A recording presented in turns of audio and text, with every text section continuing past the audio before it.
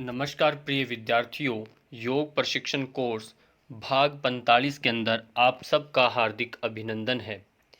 आज का जो आसन है वह है परिवृत्त पार्श्व कोण आसन। पार्श्व कोण आसन का ये थोड़ा एडवांस आसन है, अग्रिम आसन है। इसे आप करते समय क्या क्या ध्यान रखना है, कैसे करना है, इसके बारे में हम इस भाग में विस्तार से समझेंगे।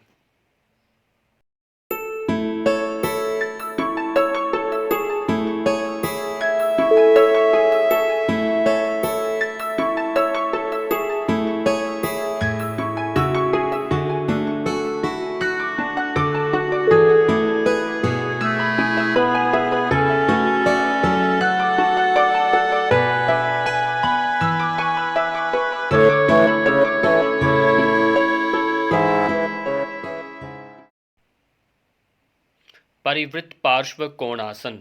परिवृत्त पार्श्व कोणासन का शब्दार्थ एवं नामकरण कैसे पड़ा। परिवृत्त का अर्थ होता है पीछे की ओर घूमा हुआ अथवा गोल घूमा हुआ। पार्श्व का अर्थ पक्ष या बगल। काग कोण का अर्थ गणितीय कोण से है। इस आसन में साधक अपने पार्श्व यानी जो बगल का भाग होता है, पार्श्व को पीछे की ओर से घुमाकर घुटने से स्पर्श कराता हुआ कोण की आकृति में आता है। अतः इसे परिवृत्त पार्श्व कोणासन कहते हैं। आप चित्र के माध्यम से देख रहे होंगे। बिल्कुल घुमा करके अपोजिट लेग को अपोजिट हैंड के साथ कैसे स्पर्श कराकर भूमि पर रखा जाता है। इसका जो नाम है संस्कृत में परिवृत्त पार्श्व कोणासनम, हिंदी में परिवृत्त पार्श्व कोण आसन और अंग्रेजी में रिवॉल्व्ड साइड एंगल पोज के नाम से इसे जाना जाता है। अब हम समझेंगे इसका आसन का क्रम, इसे हम कैसे करना है, जिसे हम विधि कहते हैं। करने का टेक्निक क्या है। सर्वप्रथम सम स्थिति में खड़े हो जाएं। सम स्थिति दोनों हाथ पैरों को मिलाकर अपने स्थान पर खड़े होना है। उसके बाद फिर दोनों पांव के मध्य 3 से 4 फीट का अंतर बना लें। श्वास भरते हुए दोनों हाथों को कंधों के समानांतर लेकर आएं। उसके बाद श्वास छोड़ते हुए यानी रेचक करते हुए दाएं पांव के पंजे को दाईं तरफ 90 डिग्री तक घुमा दें। फिर दाएं घुटने से झुकाते हुए जांघ और पिंडली के मध्य समकोण बनाना। जांघ और पिंडली दोनों के बीच साता बनाएं और जांघ भूमि के समानांतर रहे। इस तरह से आपको क्रम आगे समझना। फिर बाएं पार्श्व को यानी बायां पार्श्व यानी आपकी बगल है को घुटने से स्पर्श करते हुए धीरे धीरे बाएं हाथ की हथेली को दाएं पांव के पंजे से स्पर्श कराएं, नीचे भूमि पर रख देना। उसके बाद दाएं हाथ की जो हथेली है उसको भूमि की तरफ करते हुए 60 डिग्री का कोण बनाएं। एक तरीका ये हुआ, अथवा भुजा को कोहनी से न मोड़ते हुए दाएं कान से स्पर्श कराएं और धीरे धीरे ग्रीवा को भी घुमाकर दाएं हाथ की तरफ मध्यमा उंगली की तरफ अपनी दृष्टि को केंद्रित करें। यहाँ आप चित्र में देख रहे हैं, ये आपका बिल्कुल 90 डिग्री पर है, सीधा हाथ किया हुआ है। और इसी हाथ को हम यदि थोड़ा सा तिरछा करके 60 डिग्री पर आप कान के स्पर्श कराते हैं तो वो यहाँ पर बात कही गई है। और इसके बाद अंतिम अवस्था में श्वास की स्थिति जो है आपकी बाह्य कुंभक यानी श्वास छोड़ करके अथवा धीमी गति से भी श्वास प्रश्वास आप कर सकते हैं। फिर श्वास भरते हुए पूरक करते हुए धीरे धीरे दोनों हाथों को कंधों के समानांतर लेकर आएं। समान लेकर आना है। रेचक श्वास छोड़ते हुए दाएं पांव के पंजे की स्थिति को ठीक करें। दोनों हाथों को सामान्य स्थिति में लाकर पांव को परस्पर मिला लें। इसी क्रम में बाईं तरफ दूसरी तरफ भी आपको अभ्यास करना है। एक तरफ करके नहीं छोड़ना। कालावधि की बात करें 10 सेकंड से 1 मिनट तक अथवा क्षमता अनुसार समय को बढ़ाना है आपने। आसन का चित्र आप देख सकते हैं। ये एक तरफ का जो अभ्यास है, दूसरी तरफ का अभ्यास इस तरह से करना। आपको दोनों तरफ अभ्यास है, एक तरफ नहीं करना, इसलिए दोनों चित्र आप देख सकते हैं। और इससे पहले आपका पार्श्व कोणासन अच्छे से होना चाहिए। जब पार्श्व कोणासन अच्छे से होगा तभी आसन अच्छे से हो पाएगा। शारीरिक प्रभाव देखिए, ये अभ्यास पाँव के तलवों से लेकर के, पाँव के जो तलवों से लेकर कटी प्रदेश तक के समस्त रोग, संपूर्ण रोगों से मुक्ति करके, यानी मुक्त करके संपूर्ण अवयवों को, यानी जितने भी अंग आपके हैं उनको शक्तिशाली एवं सुदृढ़ बनाता है, मजबूत बनाता है। पिंडली, जांग, नितंब, आपकी कटी प्रदेश के आसपास की अतिरिक्त मेद है, चर्बी को घटाकर उनकी मांसपेशियों को ये मजबूती प्रदान करता है। संधिवात यानी जोड़ों के दर्द, उरोवेदना, गठिया जैसे रोगों में भी ये विशेष लाभकारी अभ्यास है। उदर प्रदेश के समस्त, आपके पेट के आसपास के जितने भी अवयवों की ये मालिश करता है, आसपास के यानी अंदरूनी, चाहे उसमें आपका स्प्लीन है, चाहे आपका गाल ब्लैडर है, आपका अंदरूनी लार्ज स्मॉल इंटेस्टाइन है, पेनक्रियाज है ना, इन सब को ये अच्छी मालिश मसाज देता है। करने के साथ साथ उन्हें सुव्यवस्थित भी करता है और उनको शक्ति प्रदान करता है ताकि वो अपने कार्य को अच्छे से कर सके। इस तरह से इसका शारीरिक दृष्टि से बहुत ही ज़्यादा प्रभाव देखने को मिलता है। और भी कहा, हृदय का रक्तचाप, हृदय का रक्त संचार एवं फेफड़ों के समस्त कोशों में रक्त प्रवाह को सुविकसित करता हुआ शुद्ध अशुद्ध रक्त के आदान प्रदान की जो क्रिया है उसको भी ये ठीक करता है। आपका हृदय का जो रक्त ब्लड सर्कुलेशन रहता है वो इससे प्रेशराइज होता है, फेफड़ों की कैपेसिटी बढ़ जाती है, लंग्स कैपेसिटी बढ़ती है, उसकी वजह से रक्त का प्रवाह भी सम्यक होता है और इसके ये पूरा विनिमय जो रहता है खून का एक दूसरे में परिवर्तन वो ठीक रहता है। शरीर की शारीरिक क्षमता और जीवनी शक्ति को बढ़ाता है। शारीरिक क्षमता आप देख ही रहे हैं, जो बिल्कुल फिट होगा, अच्छे से स्टेमिना जिसका होगा वही इस आसन को ट्विस्ट करके कर पाएगा और जीवनी शक्ति आपका अच्छा हो जाता है। इससे छोटी व बड़ी आंतों पर भी विशेष प्रभाव डालने के कारण कोष्ठबद्धता यानी कब्ज के दोष को समाप्त करके पाचन क्रिया को सुदृढ़ बनाता है। ये मेरुदंड की तंत्रिका तंत्र को ये बलिष्ठ बनाता है। कमर इससे ट्विस्ट हो रही है और इससे पेल्विक रीजन, आपका श्रोणि प्रदेश का नीचे की ट्विस्टिंग से वो पूरा एक्टिव हो जाता है, पूरे अंग उसके। और दूसरा, मेरुदंड की तंत्रिका तंत्र को भी ये बलिष्ठ बनाता है। शरीर के शारीरिक संतुलन में ये वृद्धि करता है। शारीरिक संतुलन का अभिप्राय होता है पूरा शरीर आपका सुडोल बनता है, यानी सुव्यवस्थित होते हैं अंग अवयव बॉडी के। ऐसे इधर उधर कहीं बाहरी रूप से वो अव्यवस्थित नज़र नहीं आता, बिल्कुल सही तरह से वह दिखाई देता है। और जब इस तरह बनाते हैं अपनी स्थिति को तो एकाग्रता भी बढ़ती है। वक्षस्थलों को ये फैलाकर फेफड़ों के श्वसन तंत्र को भी मजबूती प्रदान करता है। और अब जानेंगे मानसिक स्तर पर इनके प्रभाव। मन की एकाग्रता बढ़ती है इस आसन के अभ्यास से और जिसके परिणाम स्वरूप इंद्रियां नियंत्रण में आने लगती है। मन की व्याकुलता, उत्तेजना, अधैर्यशीलता, अकर्मण्यता यानी आप काम करने की न इच्छा होना मन की वजह से, और कर्तव्य विमुखता, कर्तव्य के प्रति आपका एक जो बिल्कुल हमारा एक मन नहीं करना, उससे भाग जाना बीच में अपना ड्यूटी छोड़कर, आदि सभी में परिवर्तन होकर मनुष्य अव्याकुलता, उत्तेजना रहित हो जाता है। धैर्यशीलता उसमें आती है, कर्मण्य और कर्तव्य निष्ठ का भाव पैदा होने लगता है। ये है मानसिक, यानी संकल्प शक्ति इतना अच्छा हो जाता है इसके अभ्यास से, आप सब काम अच्छे से करने लग पाते हैं।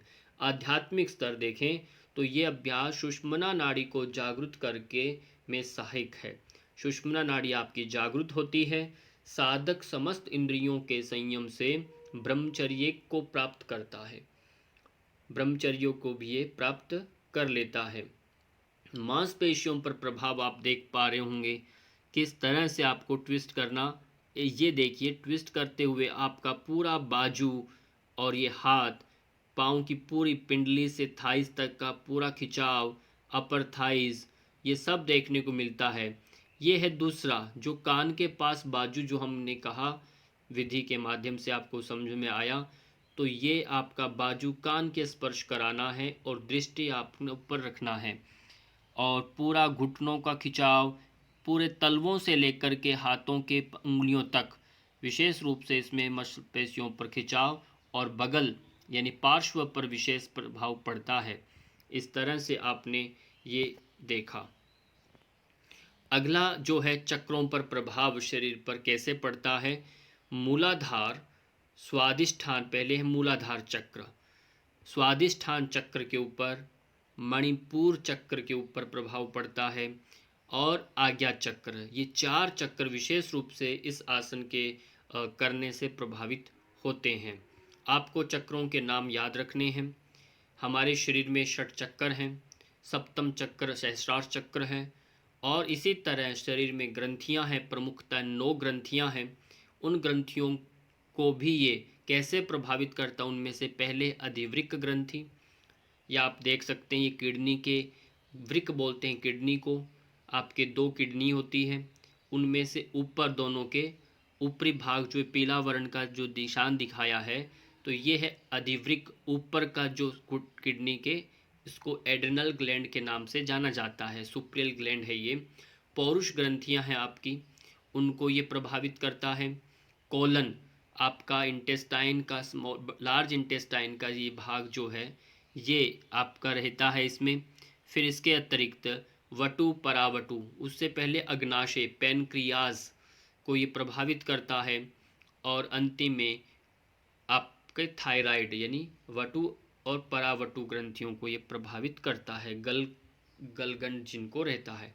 इस तरह से आप देख सकते हैं ये हमारे शरीर के प्रमुखतः कितनी ग्रंथियों को प्रभावित कर रहा है, और ये अपने आप में बहुत ही गुणकारी प्रभावशाली आसन है। ये आसन से पहले हम क्या करें, आसन करना है और उससे पहले हमें अपना एक अभ्यास ऐसा करें जिससे आसन हमारा अच्छा हो सकता है। कई बार हम देखते हैं विद्यार्थियों को, जब वो कोई सामने योग शिक्षक करते हैं, अध्यापक या गुरुजन उनके करते हैं, तो वो वहीं से उसमें कूद करके करने की चेष्टा करता है, ये स्वभाव होता है। पर उसे ये नहीं ध्यान रखना चाहिए कि इससे पहले हमें अपने शरीर की भूमिका बनानी है, अपने शरीर को साधना है, दृढ़ भूमि बनाना। दृढ़ भूमि के लिए हमें ये पहले स्टेप्स कंप्लीट करने हैं, जिससे ये इस आसन को करने में सहजता हो सके। वो आसन क्या है इस आसन से पहले? कटि संचालन क्रिया। ये अभ्यास आपका पहले कमर को खूब ट्विस्ट करना, जिससे हमारा ट्विस्टिंग सही हो सके। कटि चक्रासन आपका अच्छा होना चाहिए, कहीं ऐसा ना हो कि हमारे कमर में बल पड़ जाए। ये पहले साइड मसल्स खूब खिंचाव देना। त्रिकोण आसन आपका होना बहुत जरूरी है, ये पहले हो जाए। और पार्श्व कोण ये आगे का स्टेज हुआ।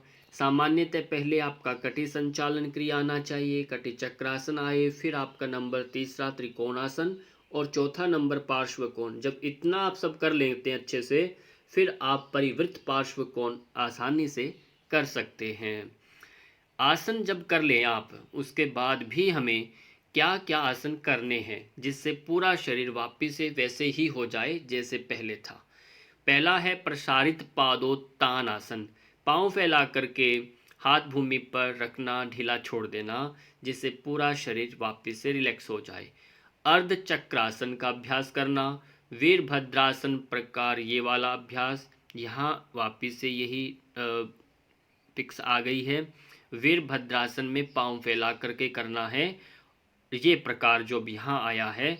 और ताड़ासन का अभ्यास इस तरह से। ठीक, ये आपके पूरे हो गए।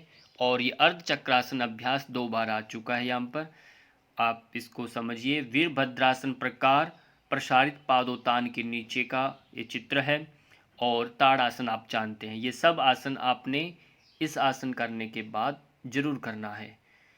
सावधानियां हमें किन किन बातों की रखनी।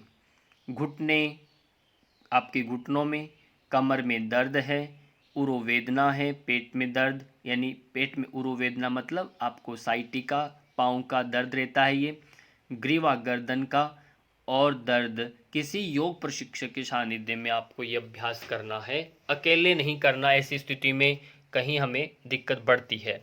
उच्च रक्तचाप, हाई बीपी और गर्भावस्था में भी ये अभ्यास आपको नहीं करना।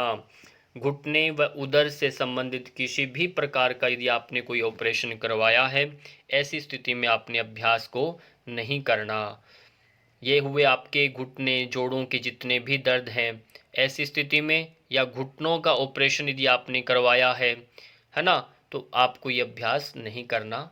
विशेष बातों में ध्यान दीजिए, पाँव के घुटनों को खींच कर रखें, पूरा खींच के पीछे वाले पाँव को खींचना है, घुटने खींचे रहें।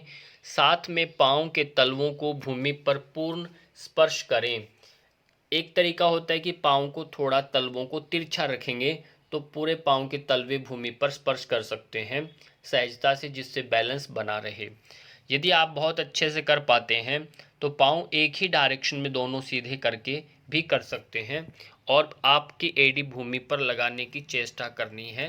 खिंचाव इससे आपकी पिंडलियों पर, काफ मसल्स पर ज़्यादा पड़ेगा। आसन की पूर्णता स्थिति में, यदि आसन पूर्ण स्थिति में आ जाए तो शरीर न आगे और न पीछे की ओर झुके। कई बार हम घुटने को 90 डिग्री जो एंगल में दिखाई दे रहा है, इसको हम आगे ले जाते हैं ज़्यादा, पाँव पीछे वाले पूरे खींच नहीं पाते और आपके नितंब बीच में से उभरे रहते हैं आगे की ओर। तो ऐसा न हो, इसलिए आगे पीछे का अपने शरीर की स्थितियों पर भी ध्यान देना है। अंतिम स्थिति जब पूर्ण हो जाए, दक्षता ये रखनी है आपने, सावधानी, शरीर में स्थिरता न आने दें।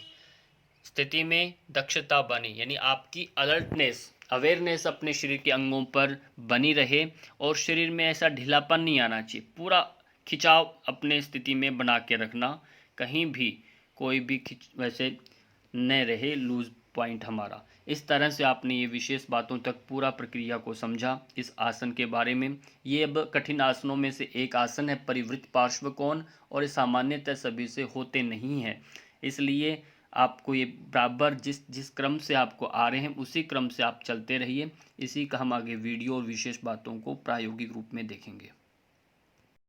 परिवृत्त पार्श्व कोण आसन का वीडियो आप देख रहे हैं।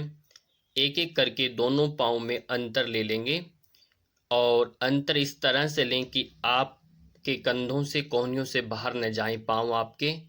फिर धीरे धीरे श्वास भरते हुए अपने दोनों हाथों को ऊपर उठाया, और यहीं से पूरे शरीर की डायरेक्शन को आपने बाईं तरफ घुमा देना है। और देखिए ध्यान से, घुटने को मोड़ते हुए पीछे वाले घुटने को भूमि पर रखा, और जो जिस तरफ से पाँव आपका मुड़ा हुआ है उससे अपोजिट साइड का हाथ धीरे धीरे कंधों को घुटने के साथ मिला देना है। और अंतिम में हाथ अपना भूमि पर नीचे रखा हुआ है आपने दायां हाथ, और घुटना पीछे से खींच देना, एक दूसरे हाथ को बिल्कुल 90 डिग्री पर खींच करके अपने आप को रखना है। ये स्थिति आपकी परिवृत्त पार्श्व कोणासन की स्थिति है। पूरा परिवृत्त यानी आपने घुमाया, अपने आप को घुमाव दे करके पार्श्व को घुटनों के साथ स्पर्श कराया है। इस तरह से एक क्रम, धीरे धीरे जिस क्रम से गए आप वहीं से आप वापस आएंगे। हाथ साइड में हैं, फिर धीरे धीरे श्वास भरते आपने घुटना सीधा किया, और यहीं से अपने आप को सीधा कर लेना है, और आपको दूसरी तरफ जाना, पूरा बैलेंस बना करके पाँव की डायरेक्शन देखिए, एक तरफा पूरे कंधों को सीध में करते हुए, और जो पाँव पीछे उसका भूमि पर घुटना, और जो हाथ अब क्रॉस कराते हुए अपोजिट साइड में जिस तरफ, यानी दायां घुटना मुड़ा हुआ है तो बाएं कंधे को दाएं घुटने के साथ स्पर्श कराते हुए, और आपने बाएं हाथ को भूमि पर नीचे रखेंगे, और आपका जो पीछे बायां पाँव है उसको सीधा किया, दाहिने हाथ को 90 डिग्री पर सीधा ऊपर करके मध्यमा उंगली को आप देखेंगे, गर्दन दृष्टि आपकी बीच की उंगली को देखती हुई रहे। घुटनों में कहीं खिंचाव, देखिए बेंडिंग ना हो, सीधे रहें। और जैसे जैसे आप क्रम से गए वहीं से उसी तरह से स्टेप टू स्टेप वापिस आना। घुटना धरती पर रखा, कंधे सीधे करें, हाथ ऊपर, श्वास भरते हुए आपने ऊपर लेकर के आना और सामने स्थिति। चेहरे पर प्रसन्नता का भाव बना रहे, श्वास छोड़ते हुए हाथ नीचे और एक एक करके आराम से अपने पाँव को वापस से मिला करके शिथिल दंडासन की मुद्रा में आएंगे। यह अभ्यास आपका हुआ परिवृत्त पार्श्व कोण आसन का। थोड़ा कठिन है पर आराम से कर सकते हैं। अभी हम जानेंगे परिवृत्त पार्श्व कोण के बारे में। परिवृत्त पार्श्व कोण एक कठिन आसनों में से है और थोड़ा इसको टेक्निकली आप बराबर तरह से देखेंगे, समझेंगे, तभी आप इसको कर पाएंगे ढंग से। तो इसमें हमारी अक्सर बहुत सारी गलतियां होती हैं और उन गलतियों को ध्यान में रखते हुए करेंगे। सबसे पहले जैसे आप सामान्य स्थिति जानते ही हैं, ऐसा करना है और दो कहने पर पाँव में आपने अंतर ले लेना है। पाँव में अंतर भी आप ले लेंगे और पाँव में अंतर देख रहे होंगे। पूरा वी की आकृति आपने एक ही आकृति बना लेनी अच्छे से और ये सब बराबर बनाना है। यहीं से गलतियों का प्रारंभ होता है, कहीं टेढ़ा मेढ़ा हो जाना, पाँव का गलत डायरेक्शन में जम जाना, है ना। और ये गलती कैसे होती है, हमारी पाँव की पूरी लाइनिंग एक जिसमान रहनी चाहिए। पाँव की जो लाइनिंग है बीच में एड़ी की एड़ी, तो एक सीध में होना चाहिए, तिरछा कभी नहीं हो, एक समान अंतर रहे यहाँ से आपका। और फिर उसके बाद स्टेप चलता है आगे का, हाथों के ऊपर का क्रम। हाथ ऊपर लेकर जाते हैं और हाथों का बार बार कहा जाता है कोहनियाँ जहाँ है और उनका बिल्कुल सीध में अपने पाँव को गिराना। तो इतना आपने अंतर ले लेना है और उसके बाद एक तरफ आपने घुमा लेना है और घुमाने से पहले ये निश्चय कर लेना है आपने जिस तरफ घुमा रहे हैं उस तरफ का पाँव को पूरा सीधा कर देना है और अपनी धड़ को ऐसा सीधा कर देना है, यहाँ थोड़ा तिरछापन नहीं होना चाहिए। पूरे कंधे आपके दोनों के दोनों एक सीध में सामने की ओर रहेंगे और हाथ भूमि की तरफ समानांतर हैं।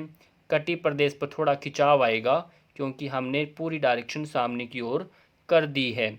और पंजे को थोड़ा, जैसे ये जो पंजा है ये बिल्कुल सीधा है, पर ये वाला जो नीचे पीछे वाला जो पैर है ये थोड़ा सा ऐसे है। आप चाहें तो इसको सीधा भी रख सकते हैं सरलता की दृष्टि से, नहीं तो आप एक डायरेक्शन में बिल्कुल सीधा जैसे हम चाल चलते हैं वैसे आप इसको रख सकते हैं। ये पॉइंटिंग, इन बिंदुओं को आप ध्यान दीजिएगा। और फिर आप क्या करेंगे, जहाँ से थे वहीं से आपने, देखो पंजा स्टेप मेरा और ये पाँव का पूरा 90 डिग्री पर घुटना मुड़ा हुआ है, ये पंजा बिल्कुल सीधा है। हाथ मैंने अभी कुछ भी नहीं किया, एज इट इज़ मैंने ऊपर से नीचे घुटना भूमि पर रखा। ये घुटना बिल्कुल 90 डिग्री पर कभी नहीं आना यहाँ पर। ये यदि बिल्कुल एज इट इज़ इसके नीचे लेग के लेके आओगे तो आपका आसन सही नहीं जाएगा। आपको इसको थोड़ा सा गिराना है, पीछे की ओर आपने घुटने को रखना है, ये बात ध्यान रखना। और ये तभी होगा जब आपने पाँव में अंतर बराबर, जो मैंने तरीका बताया था उस तरीके से ही आपने ले रखा होगा। तो फिर आपने क्या करना, जो हाथ आपका है ऊपर का था उसको अपोजिट, यदि आपका ये लेफ़्ट लेग आगे है तो राइट शोल्डर को इस लेफ़्ट पाँव के घुटने के साथ स्पर्श कराना। ये पार्श्व है, ये जो भाग होता है ना, ये इसको हम पार्श्व बोलते हैं। ये पक्ष, हमारे पक्षियों के पंख होते हैं, तो यहाँ से उनके पंख ऐसे ऐसे पंख होते हैं तो उनको बोलते हैं पक्षी। पक्षी, पक्ष, इनके पक्षों से वो पक्षी कहलाता है। तो यही हमारे यहाँ पक्ष जो हैं, ये पार्श्व जो हैं, इनके स्पर्श कराना। अभी पाँव की घुटनों की स्थिति वैसी की वैसी है, कुछ बदलाव नहीं है। इतना जब आप कर लेंगे बैलेंस के साथ, फिर आगे का क्रम शुरू होता है। ये आपने यहाँ तक समझ में आ गया होगा। अब आपके घुटनों को आपने सीधा कर लिया, ठीक है, ये बैलेंस आप बनाना सीख गए हैं। 90 से इसको आगे नहीं झुकाना, ये बहुत बारीकी से इसको सीधा रखना है। पूरा पैर खिंचाव में है, नीचे से पूरा पैर खिंचाव में और कंधा चिपका हुआ है और कंधा घुटनों के साथ। अगला स्टेप ध्यान दीजिए, यहाँ क्या परिवर्तन होगा। फिर यहीं से आपने क्या करना, हाथ जो मेरा है वो एक हाथ नीचे इस पाँव के पास में टिका हुआ है। आपको मैं दूसरी तरफ से ये चित्र दिखा देता हूँ, ये स्थिति कैसे बनती है। इस तरह से स्थिति है ये, आप ध्यान दीजिए। ये हाथ जो है इस कंधा और ये घुटने के साथ बिल्कुल स्पर्श रहेगा, और ये पैर यहाँ देखिए ध्यान से, ये दोनों अंगुलियों की एक तरफ डायरेक्शन रहेगी और पंजा पीछे स्टैंडिंग पोस्चर में रहेगा। आप चाहें तो एडी लगाने की कोशिश भूमि पर कर सकते हैं। पूरा घुटना खिंचाव में रहता है और बैलेंस बना करके अंतिम स्थिति में आपकी दृष्टि मध्यमा उंगली की तरफ रखना और कोहनी बिना मोड़े हुए सीधी रखिए। और ये है आपकी अंतिम स्थिति इस आसन की, परिवृत्त पार्श्व कोणासन की। और यहाँ तक पहुँचने के लिए आपको इसी क्रम से 1 बाय 1 आपको आना है और अंतिम में आप निश्चित रूप से सही से पहुँच पाएंगे। और यदि बीच में आपने शॉर्टकट अपनाने की कोशिश की तो इसमें दिखने में जो एक सफाई आती है दिखाने में, और उसका एक लॉजिकली वैज्ञानिकता से हमारे शरीर पर जो उसका प्रभाव पड़ना चाहिए वो नहीं पड़ पाएगा, और जब तक आप इसको सही से न करेंगे। तो अभी यही क्रम आप वापस जिस क्रम से गए वापस आए, और यही काम हम अब दूसरी तरफ करेंगे, क्योंकि दोनों साइड होता है तो इसलिए हमने दूसरी तरफ का अभ्यास किया, करने जा रहे हैं। आप यहाँ भी ये चीज़ नोट करेंगे, सेम इसके नीचे लेग नहीं है। यहाँ अक्सर सरलता की दृष्टि से लोग ऐसे बिल्कुल नीचे रख लेते हैं और फिर कहेंगे कि हमारा ये तो पाँव आता नहीं। और जैसे ये पाँव को स्टैंड करते हैं, क्योंकि ये जब यहाँ होगा घुटना तो ये पंजा कहाँ होगा, ये यहाँ होगा, और जैसे हम घुटने को सीधा करेंगे तो आपका घुटना आगे चला जाएगा, ठीक है ना, आगे चला जाएगा नीचे। तो ये गलती नहीं करना, इसलिए पहले से ही इस पैर को आपने पीछे की ओर दबा के रखना। अगला, फिर जैसे आगे झुके, आपने पूरा क्रॉस करते हुए किया काम, यहाँ तक सब सीख चुके हैं। अब हाथ मैंने भूमि पर नीचे रख दिया है, ये हाथ जो था इधर का, ये मैंने इसके पास में ला करके नीचे भूमि पर रख दिया, और ये हाथ अभी यहीं है, पंजा सीधा है, और फिर अंतिम में अपने हाथ को ऊपर कर देना है, सीधा ऊपर करना, कोहनियाँ सीधी रखना, और दृष्टि आपकी मध्यमा उंगली पर रहेगी। ये सब के सब अभ्यास, मुझे उम्मीद है आप इस सीक्वेंस से यदि आप जाएंगे तो ज़रूर आप सीख जाएंगे, और बहुत मुझसे भी अच्छा आप करेंगे, निश्चित रूप से करेंगे। और आप तो बहुत नियमित करने वाले हैं, तो नियमित करेंगे तो ये अच्छा होगा। और ये घुटने, यहाँ ये सब बारीकियों को ध्यान रखना, घुटने मुड़े ना, पंजे स्टैंडिंग पोस्चर में सब अच्छे से रखना है, और फिर वापस से क्रम से आ जाना है। और इसी के साथ आप सबका बहुत बहुत धन्यवाद, और अंतिम में मिलने के लिए मैं आप सबका आभारी हूँ। धन्यवाद।